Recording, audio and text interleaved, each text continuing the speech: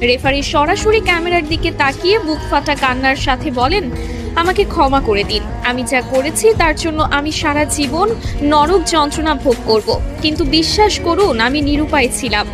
আমাকে ওপর থেকে কঠোর নির্দেশ দেওয়া ছিল যেভাবেই হোক স্পেনকে ম্যাচ জেতাতে হবে। আমি শুধু সেই নির্দেশ পালন করেছি মাত্র। রেফারির এই একটি মাত্র বাক্য মুহূর্তের মধ্যে পুরো বিশ্ব মিডিয়ায় দাবানলের মতো ছড়িয়ে পড়ে। সারা বিশ্বের ফুটবল বোদ্ধা থেকে শুরু করে সাধারণ ভক্তরা রীতিমতো স্তব্ধ হয়ে যান। তিনি আরো ভয়ঙ্কর সব গোপন তথ্য ফাঁস করে বলেন, ম্যাচের আগের রাতেই আমার হোটেল রুমে থাকা ল্যান্ডলাইনে একটি গোপন কল আসে। আমি ফোন তুলতেই ফিফার ভেতরের একটি শক্তিশালী সিন্ডিকেট এবং আন্ডারওয়ার্ল্ডের বেটিং মাফিয়াদের এক শীর্ষ কর্মকর্তা আমাকে পরিষ্কার ভাষায় হুমকি দেন। তিনি বলেন, যদি স্পেন এই ম্যাচ না জেতে তবে আমার রেফারিং ক্যারিয়ার চিরতরে শেষ করে দেওয়া হবে। শুধু তাই নয়, তারা আমার স্ত্রী এবং সন্তানদের ঠিকানার কথা হুবহু উল্লেখ করে তাদের জীবনের ওপরও বড়সড় ক্ষতি করার হুমকি দিয়েছিল। আমাকে পরিষ্কার ভাষায় বলা হয়েছিল, যদি তুমি কাল মাঠে আমাদের কথা মতো কাজ না করো তবে তোমার পরিবারের লাশও কেউ খুঁজে পাবে না।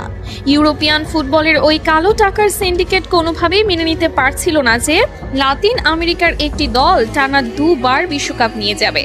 আমাকে বলা হয়েছিল যে কোনো মূল্যে যে কোনো অজুহাতে আর্জেন্টিনার খেলোয়াড়দের চাপে রাখতে হবে, তাদের স্বাভাবিক খেলা নষ্ট করে দিতে হবে।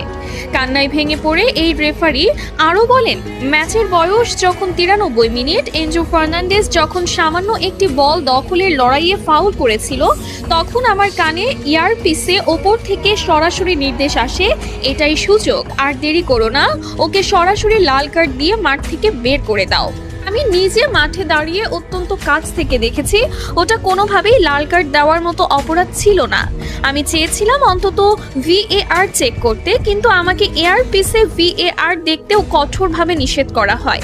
যখন আমি পকেট থেকে লাল কার্ডটি বের করছিলাম তখন আমার হাত থরথর করে কাঁপছিল।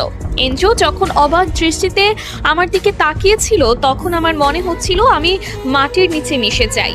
10 জনের আর্জেন্টিনা যখন বীরের মতো লড়ছিল, ডি পল আর ম্যাক অ্যালিস্টাররা যখন নিজেদের শরীরের শেষ রক্তবিন্দু দিয়ে স্পেনের একের পর এক আক্রমণ ঠেকাচ্ছিল, তখন আমি নিজেই ভেতর থেকে কুড়ে কুড়ে খাচ্ছিলাম।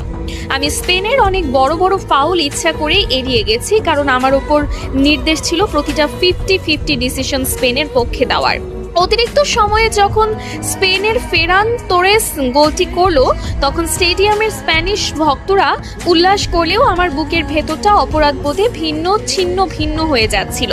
চরম আক্ষেপের সুরে রেফারি আরও বলেন, ম্যাচ শেষে যখন দেখলাম লিওনেল মেসি মাঠের মধ্যে বসে শিশুর মতো কাঁদছে, লিয়ান্ড্রো পারদেস রাগে ফেটে পড়ে হাতাহাতি করছে, এনজো ড্রেসিং রুমে বসে হাহাকার করছে, তখন আমার মনে হচ্ছিল আমি যেন একজন খুনির চেয়েও অধম। আমি ফুটবলের ঈশ্বরকে কাঁদিয়েছি। মেসি যখন শূন্য দৃষ্টিতে আমার দিকে তাকিয়ে মাঠ ছাড়ছিল, ওই চাহনি আমার বুকে তীরের মতো বিঁধেছে। গত কয়েক রাত আমি এক মুহূর্তের জন্য দু চোখের পাতা এক করতে পারিনি। চোখ বন্ধ করলেই আমি মেসির সেই কান্নার দৃশ্য দেখতে পাচ্ছিলাম। এনজো ফার্নান্ডেজ যখন লাইভে এসে কাঁদছিল এবং বলছিল যে সে কোনো ফাউল করেনি, তখন আমার বিবেক আমাকে বিষাক্ত সাপের মতো দংশন করছিল। জীবনের ঝুঁকি নিয়ে রেফারি সবার সামনে আকুতি জানিয়ে বলেন, আমি জানি এই সত্যিটা বলার পর আমার ক্যারিয়ার আজ থেকেই শেষ হয়ে যাবে। হয়তো আমার জীবনের ওপরও হুমকি আসবে। ফিফার মাফিয়ারা আমাকে শান্তিতে থাকতে দেবে না। আমি জানি না কাল সকালে আমি আর বেঁচে থাকবো কিনা, কিন্তু আমি আর এই মিথ্যার বিশাল বোঝা বুকে নিয়ে বাঁচতে পারছিলাম না।